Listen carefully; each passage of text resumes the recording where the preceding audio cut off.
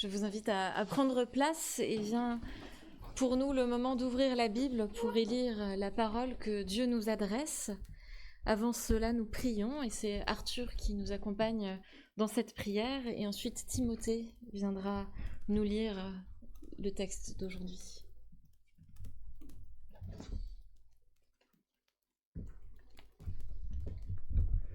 Toi qui es le Dieu d'Abraham, le Dieu d'Isaac et le Dieu de Jacob. Toi qui es le Dieu de Jésus-Christ. Toi qui es le Dieu d'hommes et de femmes que nous avons rencontrés et dont nous admirons la foi. Toi qui es notre Dieu, nous te prions. Que ta parole touche notre cœur, que ton esprit parle à notre esprit, que ton évangile devienne bonne nouvelle pour notre vie. Amen.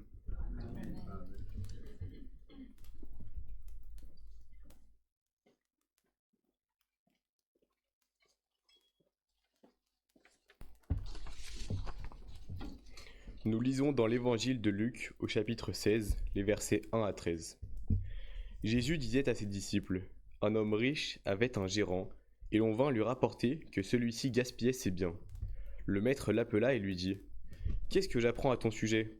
Présente-moi les comptes de ta gestion, car tu ne pourras plus administrer mes affaires. » Le gérant se dit en lui-même, « Mon maître va me retirer ma charge. Que faire ? Je ne suis pas assez fort pour travailler la terre, et j'aurais honte de mendier. Ah, je sais ce que je vais faire. Et quand j'aurai perdu ma place, des gens me recevront chez eux. » Il fit alors venir un à un tous ceux qui devaient quelque chose à son maître. Il dit au premier, « Combien dois-tu à mon maître ? » « 100 tonneaux d'huile d'olive, lui répondit-il. Le gérant lui dit, « Voici ton compte, vite, assieds-toi et note 50. » Puis il dit à un autre, « Et toi, combien dois-tu ? » « 100 sacs de blé, répondit-il. Le gérant lui dit, « Voici ton compte, note 80. » Eh bien, le maître félicita le gérant malhonnête d'avoir agi aussi habilement.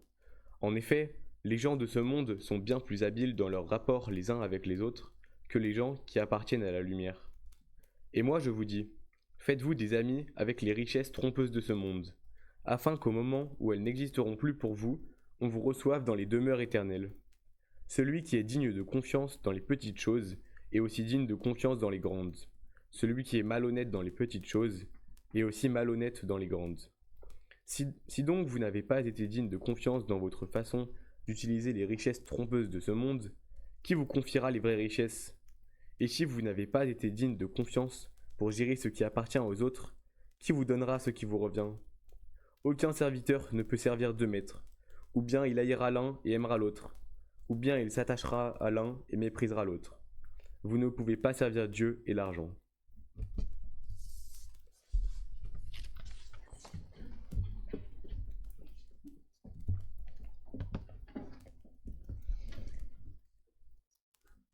Il y a dans ce texte qui vient de nous être lu, dans le texte grec original, 4 petites lettres qui reviennent sans cesse.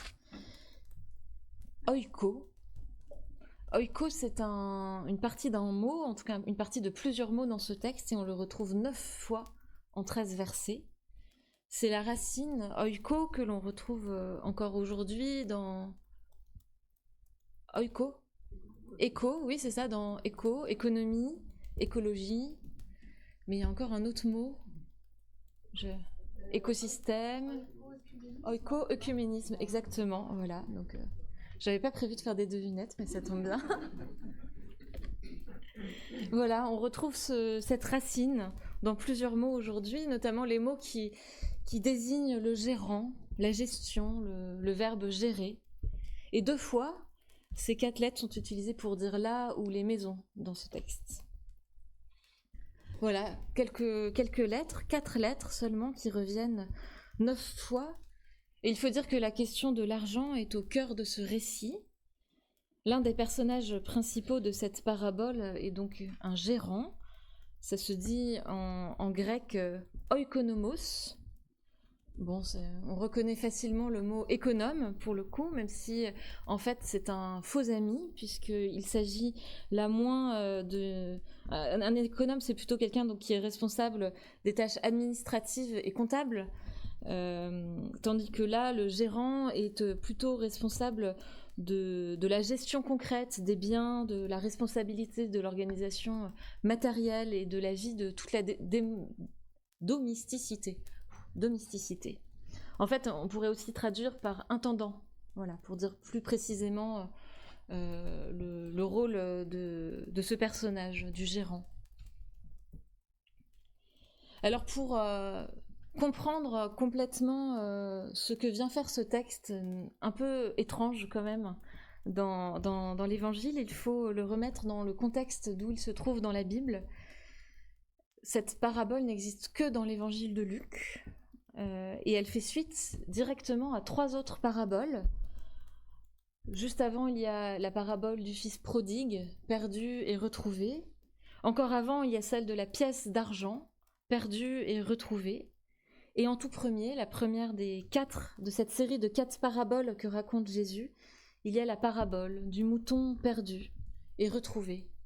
Et si Jésus raconte ces 4 paraboles, cela fait suite à l'interpellation des pharisiens et des spécialistes des Écritures qui interpellent Jésus en disant de lui « Cet homme fait bon accueil aux pécheurs et mange avec eux ». Et Jésus répond à leurs reproches, à leurs critiques, en racontant ces 3 premières paraboles, les unes à la suite des autres. Oui, voilà, des gens de mauvaise vie viennent voir Jésus qui leur fait bon accueil, et cela choque profondément les pharisiens et les spécialistes des Écritures. Et à la fin de cette 3e parabole, celle du fils prodigue, Jésus enchaîne avec une 4e, celle que nous avons lue ce matin, et qui est adressée cette fois à ses disciples. Alors notre lecture d'aujourd'hui, j'ai respecté le calendrier, notre lecture s'est achevée au verset 13, mais je ne peux m'empêcher de vous partager le début du verset 14. Les pharisiens, qui aimaient l'argent, entendaient toutes ces paroles et se moquaient de Jésus. Alors je ne vais pas m'attarder sur le fait que les pharisiens se moquent de Jésus, mais il est intéressant de noter que si cette parabole s'adresse aux disciples de Jésus, les pharisiens sont restés à l'écouter, après avoir déjà entendu 3 paraboles. C'est long d'écouter 3 paraboles, mais ils sont restés. Écoutez la 4e. Alors voilà, dans cette histoire, dans ce récit que raconte Jésus, des hommes, des personnes dont on ne sait rien viennent voir un homme riche pour dénoncer l'incompétence de son gérant. Le maître décide donc de virer son gérant, et ce gérant ne conteste pas la décision de son maître.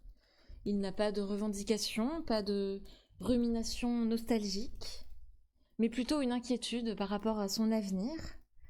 Matériellement, comment subsister à ses besoins, il va falloir qu'il trouve rapidement une solution, car il sait, et il le dit dans le récit, qu'il ne peut rien faire d'autre de ce qu'il sait faire déjà. Il ne sait rien faire d'autre de ses mains, il ne sait ni les tendre pour mendier, ni les utiliser pour travailler la terre.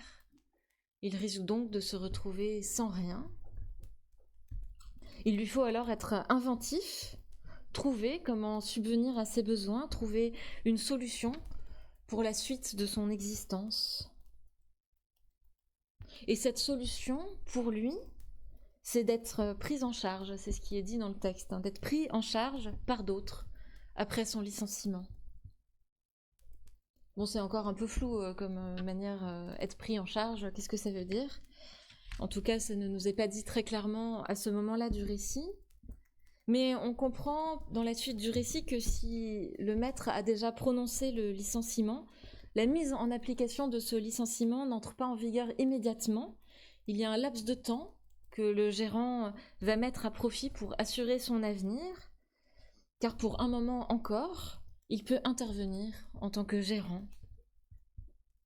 D'une certaine manière, il saisit cette occasion de la dernière chance, et il fait alors ce choix assez étrange. Il se met à falsifier les comptes de son maître. Il ne nous est pas dit très clairement ce pourquoi il le fait, ni ce qu'il en tire. Et pour cela, j'ai trouvé dans les commentaires 2 interprétations différentes. Je vous les propose ce matin, rapidement. La première interprétation pour essayer de comprendre pourquoi le gérant falsifie les comptes de son maître, ça propose l'idée qu'il falsifie les comptes en réduisant la dette que des gens avaient contractée. Et donc, en fait, d'une certaine manière, il dilapide encore un peu plus les biens de son maître en diminuant la somme que les créanciers lui doivent. J'espère que c'est assez clair. Je ne suis pas économiste, mais voilà. Donc, quelque part, ces créanciers qui vont rembourser une dette moins grande que ce qu'ils avaient contracté seront moralement en dette envers le gérant qui a diminué la somme qu'il devait rembourser.